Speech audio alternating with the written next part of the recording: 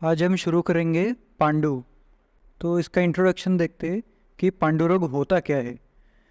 देखो, जिस रोग में रोगी का वर्ण श्वेत पीत हो जाता है उसे पांडु रोग कहा जाता है। पांडु वर्णता रक्तल्पता का सूचक है। मतलब क्या होता है, जैसे अगर किसी को पांडु हुआ है तो उसकी पूरी स्किन का कलर थोड़ा सफ़ेद रंग का हो जाता है, येलोइश सफ़ेद। जैसे आप यहाँ इसमें देख सकते हैं, पिक में ये नॉर्मल हाथ है और ये रहा पांडु रोगी का हाथ। ठीक है। तब इसमें मॉडर्न के एस्पेक्ट में इसमें क्या होता है कि जो हीमोग्लोबिन के लेवल्स होते हैं वो बहुत कम हो जाते हैं, जिसकी वजह से ऑक्सीजन डिफिशियंसी होती है बॉडी को। क्योंकि हीमोग्लोबिन क्या करता है, आरबीसी में रहता है और ऑक्सीजन मॉलिक्यूल्स को कैरी करके ले जाता है जहाँ पे उसकी ज़रूरत होती है। तो वो नहीं हो पाता क्योंकि हीमोग्लोबिन कम हो चुके हैं। इसकी वजह से पांडु उत्पन्न होता है। और जब भी खून की कमी होती है तब व्यक्ति का रंग इस प्रकार हो जाता है। अब इसके निदान क्या क्या है देखते हैं। अब इसका सबसे पहले आहारज और विहारज दो निदान रहते हैं। आहारज निदान में क्षार, अम्ल, लवण तथा अत्यधिक उष्ण पदार्थों का अति सेवन। अगर आप ज़्यादा क्षार सेवन करेंगे, अम्ल सेवन करेंगे, लवण सेवन करेंगे, अत्यधिक उष्ण पदार्थों का अति सेवन करेंगे तो इससे क्या होगा, आपकी पित्त की वृद्धि होगी। पित्त का उष्ण और तीक्ष्ण गुण का अत्यधिक बढ़ जाने से रक्त टूटना शुरू हो जाएगा। फिर इसके अलावा है विरुद्धासन और असात्म्य भोजन का सेवन। मतलब अगर आपका पेट भरा हुआ है फिर भी आप ऊपर से बाद में भी कुछ खा रहे हैं तो अध्यशन के अंतर्गत आता है। और असात्म्य भोजन, जो आपके हृदय को प्रिय ना हो, ऐसा अगर आप कुछ खाते हैं और आपके शरीर के लिए भी अच्छा ना हो तो उससे भी आपको पांडु हो सकता है। फिर सेम, उड़द की दाल, खली, तिल तेल का सेवन, ये सब भी पित्तवर्धक चीज़ें हैं। मद्य सेवन, मद्य भी पित्त की वृद्धि करता है। और एक है मृतिका भक्षण, मतलब मिट्टी खाना। फिर आता है विहारज निदान।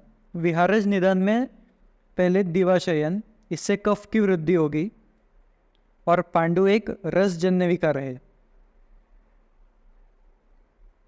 फिर वेग अवरोध, अगर आपने किसी अधारणीय वेग को धारण कर लिया उस वजह से आपको पांडु हो सकता है। अति व्यवाय तथा अति व्यायाम, मतलब अति अगर आप मैथुन कर्म करेंगे या अति व्यायाम करेंगे इससे भी आपको पांडु हो सकता है। काम, चिंता, भय, क्रोध तथा शोक से अक्रांत भी हो सकता है। और अगर पंचकर्मा व्याप्ति, मतलब अगर पंचकर्मा का मिथ्या योग हो गया तो उससे भी आपको पांडु हो सकता है। फिर इसका संप्राप्ति चक्र देखेंगे। इसकी संप्राप्ति में सबसे पहले आप निदान का अत्यधिक सेवन करेंगे। फिर उसके बाद आप जब अत्यधिक सेवन करेंगे तो वो पित्त प्रधान त्रिदोषों का प्रकोप करेगा। हमने निदान में जैसे देखा कि सारे जो निदान थे वो पित्त का प्रकोप कर रहे थे, पर पित्त के साथ तीनों दोष भी प्रकोप होंगे।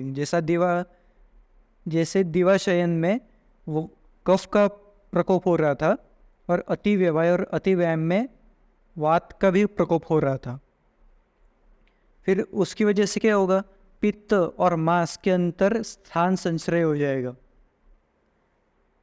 फिर उससे कफ, वात, रक्त और मांस दूषित होगा और रक्त की अल्पता होगी। अब रक्त की अल्पता हो गई तो पांडु वर्ण की त्वचा हो जाएगी और उससे पांडु रोग की उत्पत्ति हो जाएगी। अब हम संप्राप्ति घटक देखेंगे। तो इसके जो दोष है वो पित्त प्रधान त्रिदोष, क्योंकि हमने देखा कि वो तीन दोषों को प्रभावित करता है। फिर दूष्य इसका त्वचा, मांस, रक्त और रस। देखो इसमें क्या है, त्वचा का रक्त मतलब त्वचा का रंग पांडु वर्ण का हो रहा है, जिसके नीचे मांस भी है क्योंकि मांस और त्वचा के बीच में स्थान संश्रय हो रहा है। ये रस प्रदोषज विकार है और रक्त की दुष्टि करता है, इसलिए रक्त भी इसका दूष्य है। फिर इसका स्त्रोतस देखेंगे हम, तो यह रस व स्त्रोतस व रक्त व स्त्रोतस की बीमारी है। ये इसकी स्त्रोत दुष्टि संग है, मतलब अवरोधित है। अधिष्ठान देखेंगे तो इसका अधिष्ठान सर्व शरीरगत त्वचा है, क्योंकि पांडु रोग में आपकी पूरे शरीर की त्वचा का रंग पांडु हो जाता है। इसका आशय आमाशयोत्थ है, क्योंकि ये संतर्पण जन्य व्याधि है। फिर अग्नि, इसमें धातुआ अग्नि मंद रहेगी और ये चीरकारी रहेगी स्वभाव से। फिर इसका पूर्व रूप देखेंगे, इसके पूर्व रूप में हृदय स्पंदन, मतलब आपको पाल्पेशन फील होगा खुद से ही। फिर रुक्षता, स्वेद का अभाव, मतलब आपको स्वेद नहीं आएगा। श्रम या थकावट, त्वचा में स्फोट, मतलब ऐसी फुंसियों जैसा हो जाएगा आपकी त्वचा में। फिर स्टीवन, गात्रसाद, आपका पूरा शरीर में थोड़ा सा दर्द होगा। मृद भक्षण की इच्छा होना, मतलब मिट्टी खाने की इच्छा होना। अक्षिकूट में शोथ, जो आपके आइस के ऑर्बिटल्स है वो सूज जाएंगे। फिर पीतवर्णी मलमूत्र होना, मतलब आपके जो मल और मूत्र का वर्ण है वो एकदम पीला हो जाएगा। और अविपाक, यानी आपका भोजन नहीं पचेगा। फिर इसके सामान्य लक्षण देखेंगे, इसमें सबसे पहले लक्षण है रक्त अल्पता। फिर अल्पमेद, मतलब इसमें रक्त भी अल्प होगा और मेद भी अल्प होगा। सार रहित, मतलब आपके जो धातु सार है, एक मतलब आपके धातुओं में सार नहीं रहेगा। धातु सारता के लक्षण आपने पढ़े होंगे, तो सारता के लक्षण नहीं दिखेंगे। इसमें आपकी इंद्रिया शिथिल हो जाएगी, अग्निमंद हो जाएगी, आप में दुर्बलता आ जाएगी, आपको थकावट रहेगी हमेशा, क्योंकि ऑक्सीजन नहीं पहुंच रही है आपकी बॉडी में। फिर विवर्ण हो जाएगा, आपका शरीर का वर्ण पांडु रंग का हो रहा है ना, तो उससे फिर भय लगेगा आपको श्वास होगा, मतलब श्वास लेने में दिक्कत होगी।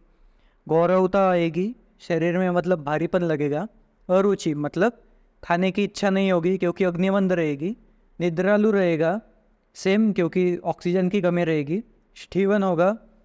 अल्पवाक, मतलब आपकी बोलने की इच्छा नहीं होगी कुछ। कटी, उरु, पाद में पीड़ा, आपके कटी प्रदेश में, उरु प्रदेश में, उरु मतलब थाई रीजन में, और पैर में पीड़ा होगी, क्योंकि ये तीनों वात के स्थान है और वहाँ पे हमने देखा वात भी प्रकोप हो रहा था। फिर भ्रम, गात्रशूल, मतलब समस्त शरीर में भी पीड़ा होगी। ज्वर, अधिक क्रोध आएगा। शिशिर द्वेषी, मतलब आपको जो ठंडी चीज़ें रहेगी वो अच्छी नहीं लगेगी। और पिंडिक उद्वेष्टन। फिर हम वातज पांडु के लक्षण देखेंगे, तो शुष्क मल आएगा, शोफ होगा, होगा, बल क्षय होगा आपका, रुक्षता आएगी शरीर में, अरुण वर्ण हो जाएगा और पांडुता भी रहेगी। अंगमर्द, मतलब समस्त शरीर में पीड़ा होगी। रुजा, मतलब पीड़ा होगी। पार्श्व, मतलब आपकी जो रिब्स है उसमें और सिर में दर्द होगा। हास्य वैरस्यता, मतलब आपके मुख में स्वाद नहीं रहेगा। दुर्बलता आएगी। भ्रम, भय और शिशिर द्वेषी रहेंगे। पित्तज पांडु में पीतता आएगी आपके शरीर में। अनिद्रा, हारिद्रता, मतलब आपको निद्रा नहीं आएगी। मूर्छा होगी, अति स्वेद आएगा। शीत कामिता होगी, मतलब ठंडी चीज़ों की इच्छा होगी, जबकि वातज में और कफज में आपको शीत चीज़ों से द्वेष होगा। कटुकास्यता, मतलब आपके जो मुख का स्वाद है वो कटु रहेगा। वात में वह स्वाद बेस्वाद था, मतलब कोई स्वाद नहीं था। पित्त में कटु रहेगा। ज्वर आएगा, अधिक क्रोध आएगा। दाह, जो पित्त के सामान्य लक्षण है, मतलब जलन होगी, अति प्यास लगेगी, भ्रम होगा। विदग्ध अन्न, मतलब अन्न खाने से जलन होगी और दुर्गंध आएगा आप में से। फिर कफच पांडु के लक्षण देखेंगे तो उसमें मूर्छा, भ्रम, क्लम मतलब मानसिक थकावट, मतलब आप कुछ नहीं करेंगे फिर भी आपको थकावट आ जाएगी। कास, मतलब खांसी। आलस्य, उष्णकामिता, मतलब आपको यहाँ पे गर्म चीज़ों की इच्छा होगी। श्वास लेने में दिक्कत होगी। गौरवता, मतलब भारीपन आएगा। अरुचि होगी, अति निद्रा आएगी आपको। श्रम, मतलब आपको थकावट बहुत आएगी। मल, मूत्र, नेत्र, ये तीनों श्वेत वर्ण के हो जाएंगे। फिर आता है सन्निपातज।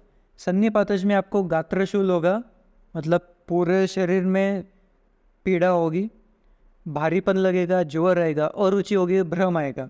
अब ऐसा नहीं है कि यहाँ पे जो लिखा है वही आएगा, उसके अतिरिक्त भी आ सकता है, जो वातज, पित्तज और कफज तीनों में आ सकते हैं, उनके दोषों के अनुसार लक्षण आएंगे। फिर मृतिका भक्षण जन्य पांडु। अब ये अलग टाइप में आ जाता है क्योंकि आज मिट्टी खाने की वजह से पांडु होता है। अब इसमें 3 प्रकार है, एक कषाय मृतिका, उशिर मृतिका और मधुर मृतिका।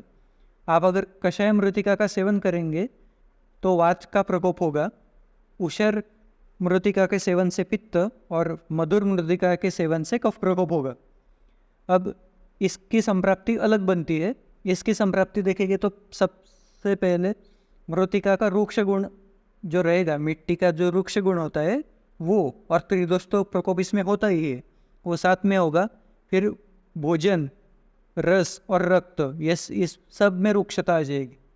फिर उससे मृतिका अविपाक होगा, मतलब आपने जो मिट्टी खाई है पेशेंट ने वो तो पचेगी नहीं। फिर उससे स्रोतस के में अवरोध होगा। स्रोतस का अगर अवरोध हो गया तो धातुओं का पोषण नहीं होगा। धातुओं का पोषण नहीं होगा तो दोष प्रकोप होंगे। मुख्यतः वात यहाँ पे प्रकोप होना चाहिए क्योंकि धातु पोषण के अभाव में जनरली वात प्रकोप होता है। फिर दोष प्रकोप हो गए, फिर इंद्रियों का जो बल है वो नाश हो जाएगा। फिर आपके शरीर का बल, आपका वर्ण मतलब आपका जो कलर है वो, और अग्नि मतलब आप अग्नि से मतलब यहाँ पे जठर अग्नि, इन सब का नाश हो जाएगा। उसके बाद इसकी वजह से आपका ओज का भी क्षय हो जाएगा और फिर पांडु की उत्पत्ति हो जाएगी। अब इसके लक्षण देखेंगे मृतिका भक्षण के, तो इसमें अक्षिकूट मतलब आपकी जो अक्षि में कूट है, मतलब आपके जो आइज़ के ऑर्बिटल्स है वहाँ में सूजन आ जाएगी। नाभि, पाद और मूत्र इंद्रिय में शोथ आ जाएगा, और आपकी जो नाभि है उसमें, पैर में और आपकी मूत्र इंद्रियों में मतलब पेनिस में आपको सूजन आ जाएगी।